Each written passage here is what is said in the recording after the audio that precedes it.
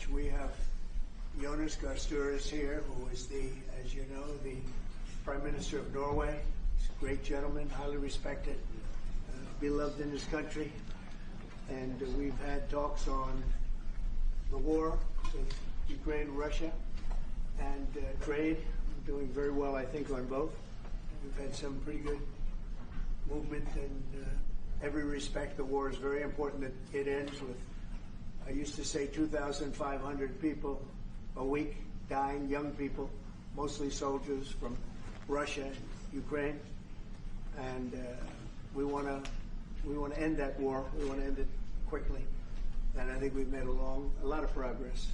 And we'll see what happens. This next few days is going to be very important. Meetings are taking place right now. Additionally, we talked about trade, and we get along very well on trade.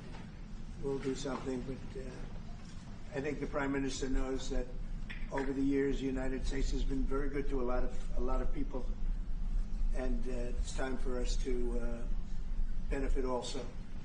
So we're going to have a good relationship on trade, and we discussed other things also. But Mr. Prime Minister, it's an honor to have you at the White House. Thank you very much. Well, thank you, Mr. President. This year is 200 years since the first immigration from Norway to the U.S. We come here early in your term. Appreciate that you take time. We have highlighted that very close cooperation. We are allies. We look after security in the north, in the Arctic. A lot of confidence between our services.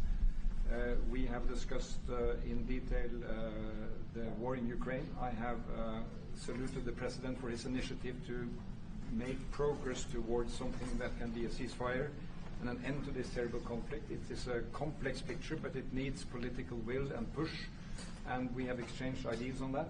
And then I think the President and his team have been open to hear our perspectives.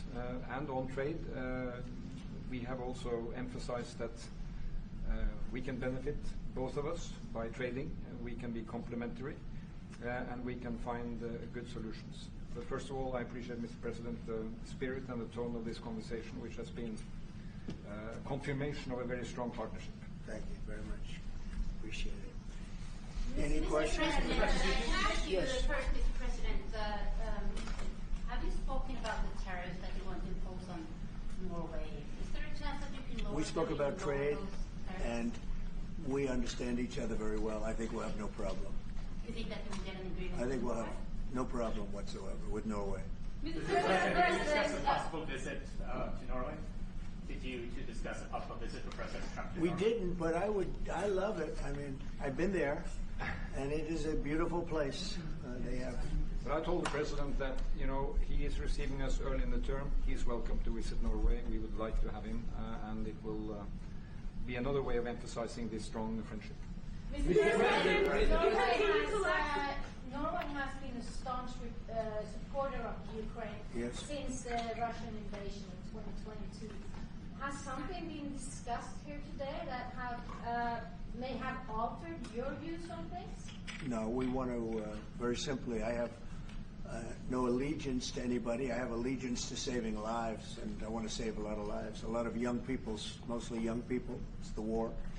It's the soldiers. And if we can do that, also, as you know, I got started because the money that's been spent on this war is insane. It should have never happened. And it would have never happened if I were president.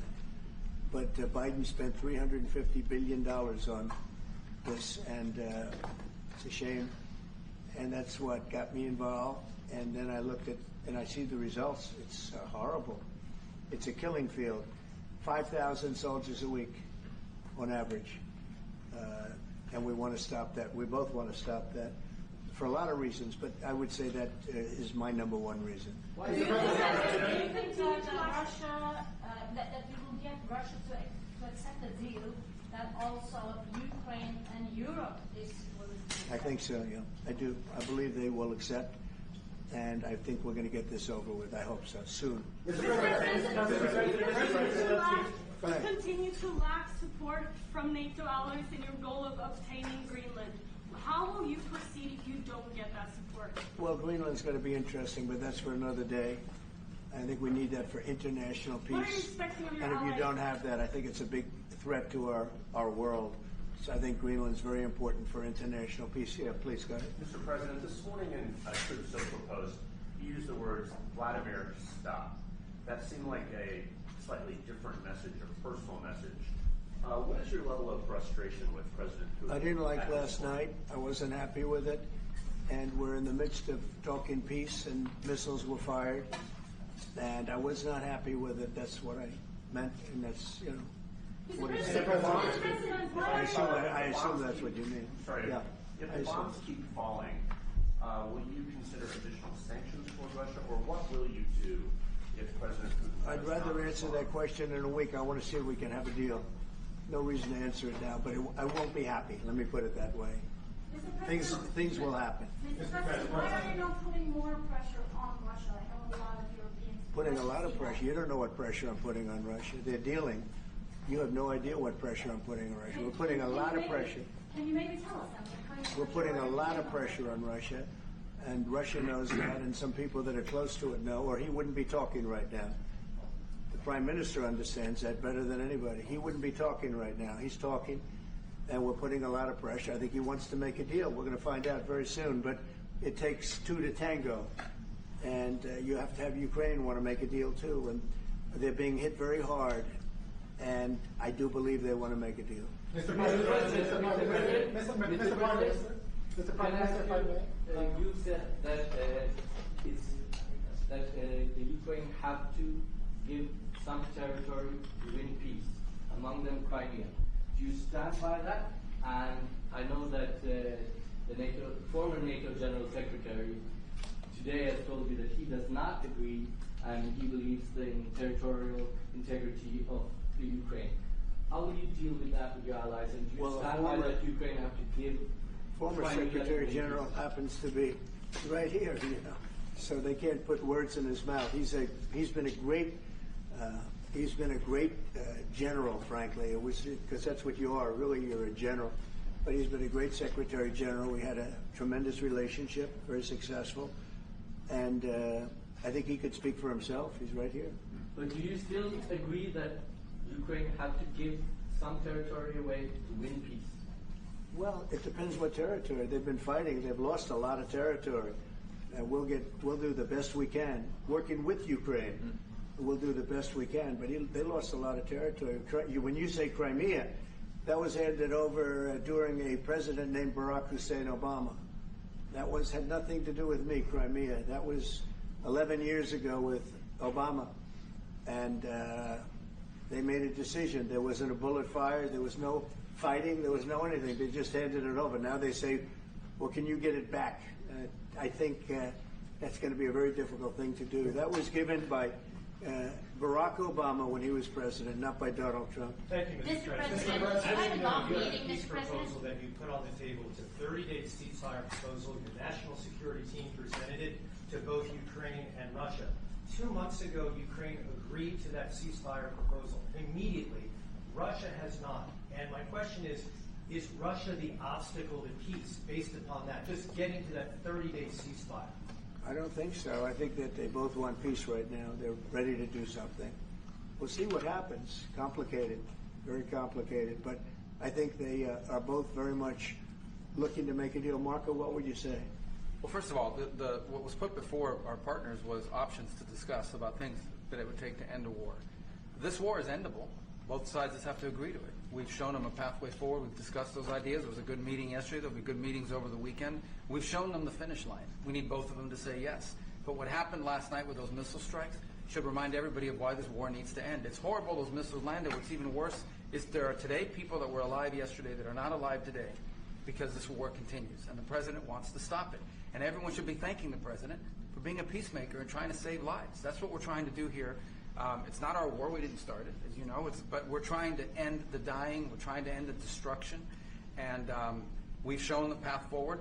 We can see the finish line, but both of them have to get there. We're going to do everything we can to help them get there, but they have to ultimately say yes. And we are using a lot of pressure on both. You know, if you think we're just in there because we're nice people, and we are nice people, but we're using a lot of pressure on both. What concessions, Mr. President, and to your national security team, what concessions has Russia offered up thus far to get to the point where you're closer to peace? stopping the war, taking the whole country. Pretty big concession.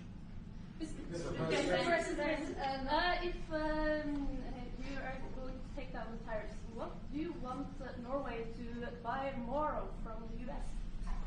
To buy more? Well, you don't need snow. You don't need skis. You don't need ski champions either, right? You have a lot of them. We just want to keep the relationship the way it is. We've had a great relationship. I think now maybe closer than ever, but we've had a great relationship with Norway. I think just keep it the way it is, kid. You can't do better. Really? Not even by, say, Well, if they want to give us some additional concessions, that's okay. You can't do much better. Yes, yes. Mr. President, you've had a long meeting with Norway today. You said that Norway is doing a lot of things right, but on the Ukraine, if I can ask both you and the Prime Minister, did you find common ground today on Ukraine and the peace plan? Totally. It's totally common ground. The Prime Minister can speak about it, but I can just say he wants to see people stop dying more than anything else, and he'd like to see it end. He's going to help us end it. Mr. President, can I say that to move towards an end of this war, U.S. engagement is critical, and President Trump made that possible. That is clear. That is obvious. It's really happening. Now, the important thing is that both parties have to know that they have to deliver, and they have to feel the pressure to deliver. Ukraine is under attack. They are defending themselves. Lives are being lost. And we believe very firmly that there needs to be a ceasefire, the initiative taken by the U.S. Some time ago. It needs to be respected. And then to move on to something which both parties can own. That is the complicated part in such a dramatic war. And here I believe Europeans and Americans working together, as we do much closer now. I salute the team of President Trump of being open in that process. We had a good discussion on this today.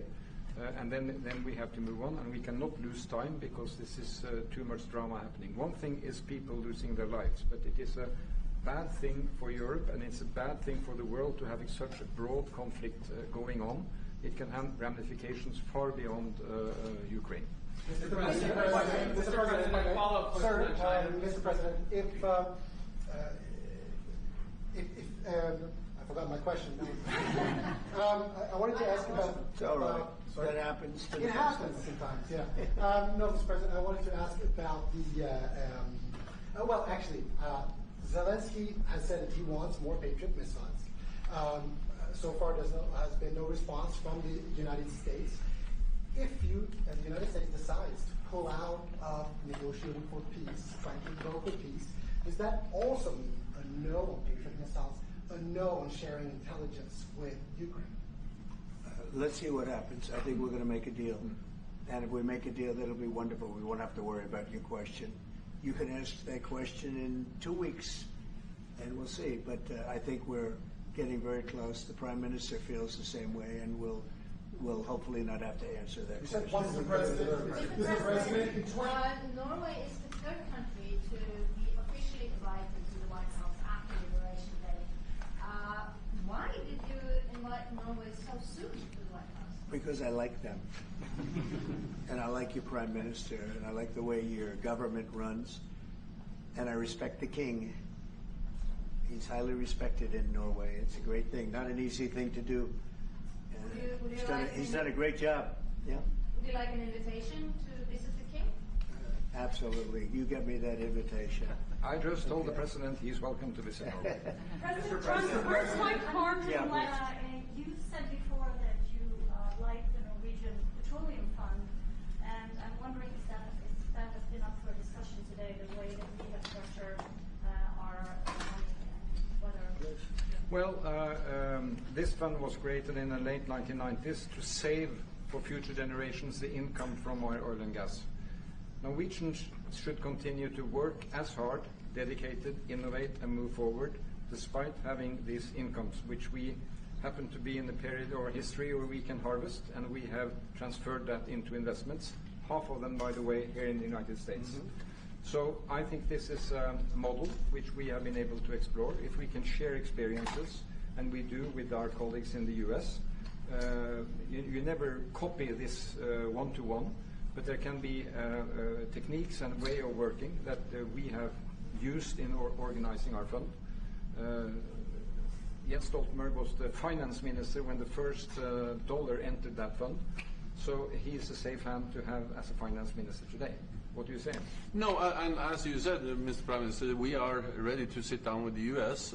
To also work with them on if they want to establish a sovereign wealth fund, because we have a good experience with our fund.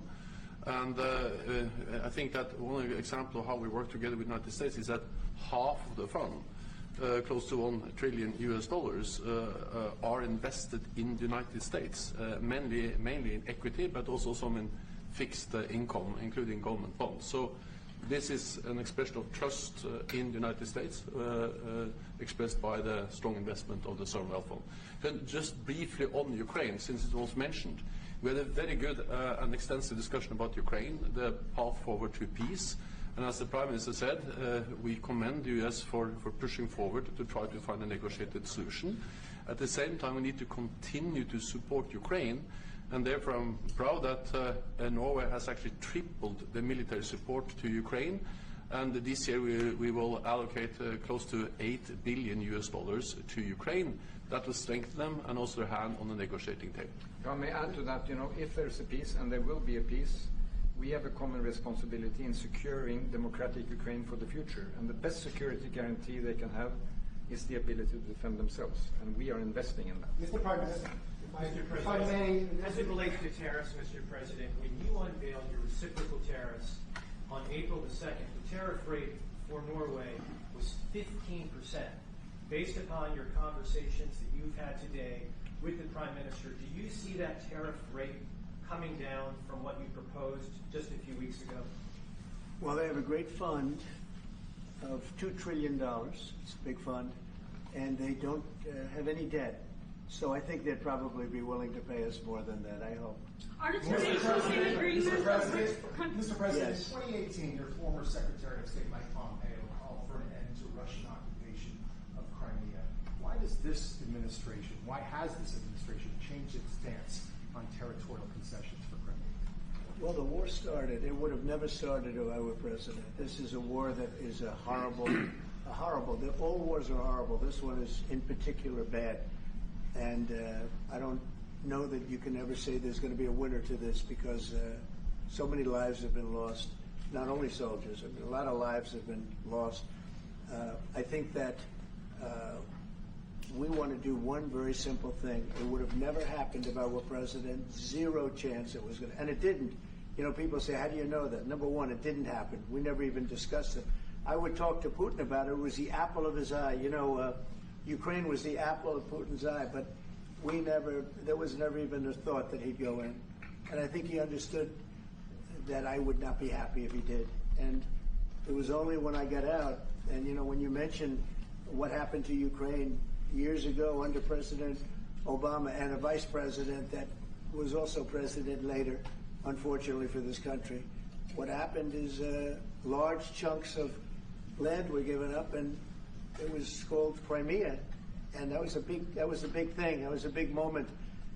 But this isn't my war. This is Biden's war. This is a war that Biden was president when this war happened. But I'm trying to put out the fire, and I think we'll be successful. And if we do, we're going to save a lot of lives. Otherwise, and the Prime Minister had a statement. He said, "This is just a point in time. We're very lucky because this is a point. And if this doesn't happen, this could go on for a long time." Mr. President, will you have meetings with other world leaders when you're in Rome, sir? Future Democrat president? I don't think he will. I think he wants to make peace. I think he wants to end it, and I feel pretty confident of that. But we're gonna know pretty soon. Mr. President, will you have meetings with other world leaders when you're in Rome? Yes, I will. Which leaders do you want to meet, sir? Well, I'd like to meet them all. That would be nice. I'd like to take care of all of them, but we have many of them there, and they all want to meet. They want to meet about trade. And we are making some great inroads and great deals. You might want to speak about that, Mr. Secretary. We had a very successful bilateral meeting with the Republic of South Korea today. We may be moving faster than I thought, and we will be talking technical terms as early as next week as we reach an agreement on understanding as soon as next week. So South Koreans came early, they came with their A game, and we will see if they follow through on that. President Trump, you're rounding up Do you think you deserve the Nobel Peace Prize if you manage to create Do I deserve the Nobel Peace? If you manage to create peace? Well, maybe for the Abraham Accords. I don't want to get ahead of myself on this one, but they say for the Abraham Accords, and by the way, speaking of that, we're going to be filling it up. A lot of countries want to come into the Abraham Accords. You know, we have 4, and Biden did nothing on that one, too. It's the same 4. But they're great countries, and they were brave doing it, and it's worked out very well. And we're going to be filling up the Abraham Accords. They're going to be, I think, filling it up very rapidly. Mr. President. Could you say something about that? There's great, enormous opportunity to grow the Abraham Accords. But I would just point to one thing. Of all the leaders in the world today, no leader is working harder to prevent wars or end them than President Trump is right now. That's why we're talking to Iran. That's why we're engaged with Ukraine and Russia. It's the desire to prevent these wars from breaking out and to end the ones that exist already. And again, I just think it's tremendous for our country to be led by a president who desires to bring peace and establish peace and protect peace. So it's hard work. Mr. President, you know, Marco just mentioned something that maybe we should talk about for just a second, if we could, Mr. Prime Minister. And you're involved in it too, because you've been involved in the world and peace. But I think we're doing very well with respect to Iran, and we're having very serious meetings. And there are only 2 options, and the one option is not a good option. It's not a good option at all. And I think we're doing very well on an agreement with Iran, but that one, we're doing a lot of things, I will say, but that one is well on its way. We could have a very, very good decision, and a lot of lives will be saved. Mr. President, on the economy, there was a slowdown. Mr. President, on the economy, there was a slowdown as it relates to home sales in the month of March, the slowest pace since 2009. Is that an economic indicator, and perhaps the Treasury Secretary can weigh in on this as well, is that an economic indicator that concerns you about the broader U.S. economy? No, they had very good numbers on housing today, extremely good numbers, and that's despite interest rates, because, you know, if you look at what happened, everyone said, oh, I said I was going to get prices down. I did. Energy just hit $1.98 in a couple of states. It's way down. Energy's down, and we're about $64 a barrel. When I came in, and we were looking at $89, $90, $95. And by the way, that helps us solve the war too. Having those energy prices is a big incentive for Russia to also agree with solving the war problem. Groceries are down. When I was with you 2 months ago, you were complaining about eggs. I said I just got here. I was here for about a week when the press started saying about eggs have gone through the roof. I said I just got here. Tell me about eggs, and they have been. They went through the roof, and you couldn't get them. So we just had a big Easter egg hunt at the White House. Thousands and thousands of eggs, and the price was down 87%. So we did a great job. Housing is doing very well. We should lower interest rates. That's the Fed. I hope they lower interest rates. That's a smart thing to do. Be ahead a little bit, although already it's a little bit late. But in the end, we just have a great country. We have a very strong country, and we have every other country. I can't think of one country that doesn't want to negotiate a deal. And they either negotiate a deal or we set a deal that we think is fair. Because we don't have to go through all of these. It would be physically impossible. You know, you have so many people that really understand it, which is a very small group of people here. And we are going to, at some point, just set prices for deals. Some will be tariffed. Some treated us very unfairly. They'll be tariffed higher than others. But we've been ripped off for many, many years. The United States has been ripped off like no country probably in the history of the world has been ripped off for 45, 50 years. And countries have gotten rich by doing that with the United States. We've taken care of their militaries, and military is another subject we talk about. We're not going to make that subject to any of the deals, but you know the same countries that I do where we virtually take care of their military and then don't get treated fairly on trade. So the people, and I don't blame those countries. I blame the people that sat at that beautiful desk right behind you, because those people didn't do the job for this country, and they let us lose $4 billion a day on trade. We were losing $4 or $5 billion a day on trade when I got here, and now we're going to be much better than breaking even, and we're going to be making $4 or $5 billion a day on trade. So, I don't blame any country, not the worst of them. And we were abused by countries. I blame the President of the United States that happened to be sitting when these deals were made. Disgraceful. When I was here, we had a great 4 years. We had the most successful economy in the history of our country, my first term. And we were very tough on trade. And with China, as you know, they paid hundreds of billions of dollars in tariffs. But nobody else ever did that. China paid not 10 cents to any other president. And but not only China, virtually every country got away with murder. And we just can't let that happen. Thank you very much, everybody. Thank you very much. Appreciate it. Thank you very much. Thank you, thanks, everybody. Head out. Please start leaving. Thank you. Thanks, everybody. Thank you, press. Head out. Let's go. Thank you. Keep going. Keep moving. Thank you. Thank you, press. One little mistake. Here, Al. Thank you. Sorry. Thanks, press. I just finished. Thank you.